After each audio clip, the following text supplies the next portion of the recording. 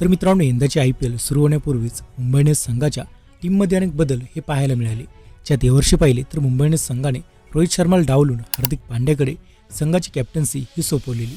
तर यावेळी टीम मॅनेजमेंटचा हा निर्णय चाहत्यांना अजिबात आवडला नाही.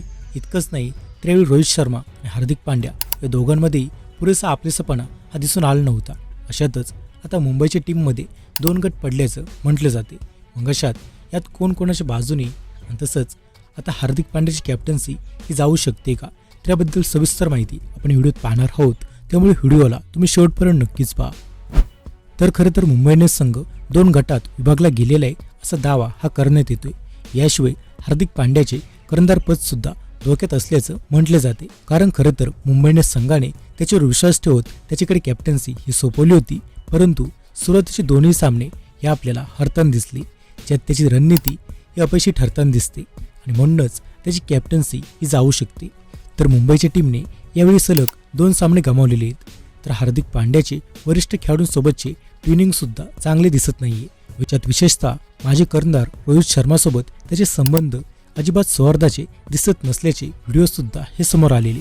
अशातच एका रिपोर्टनुसार मुंबई इंडियन्समध्ये 2 गट पडल्याचं दिसून येते. ज्यात खरं तर दैनिक जागरणच्या रिपोर्टनुसार मुंबई इंडियन्स संघाने ज्या प्रकारे रोहित शर्माला हटवून हार्दिक पांड्याकडे टीमची धुरा ही सोपवली, त्यानुसार या दोन्ही खेळाडूंच्या नात्यात दुरावा निर्माण झालेला आहे.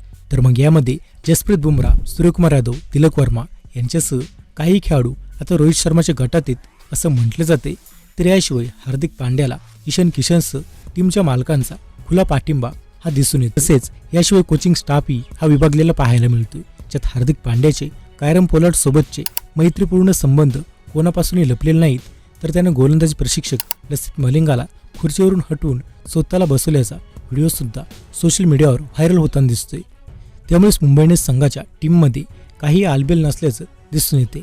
तर अशा स्थितीत हार्दिक पांड्याला पाहिलं तर अंबानी कुटुंबाकडून उघडपणे पाठिंबा मिळताना दिसतोय. गेल्या काही सामन्यांमधून पाहिलं तर त्याचे कर्णधार पदावर प्रश्नचिन्ह उपस्थित हे होत होते. ज्यात जसप्रीत बुमराहसारख्या वरिष्ठ गोलंदाजासोबत त्याने पहिल्याच सामन्यात स्वतः गोलंदाजी करताना आपल्याला दिसला. दुसऱ्या सामन्यात त्याने 17 वर्षांच्या अनुभव नसणाऱ्या नवोदित गोलंदाजाला संधी दिली, ज्यामुळेच पांड्याच्या या निर्णयाचे परिणाम टीम भोगत होती. पण आता तसं पाहिलं तर मग रोहित शर्माला कॅप्टन्सी दिली जाऊ शकते का, याबद्दल बोललो तर खरं तर हार्दिक पांड्याच्या खराब कॅप्टन्सीचा परफॉर्मन्स पाहता SRH विरुद्धच्या सामन्यात पाहिलं तर खुद्द आकाश अंबानी हा सुद्धा रोहित शर्मासोबत बराच वेळ चर्चा करताना पाहायला मिळाला.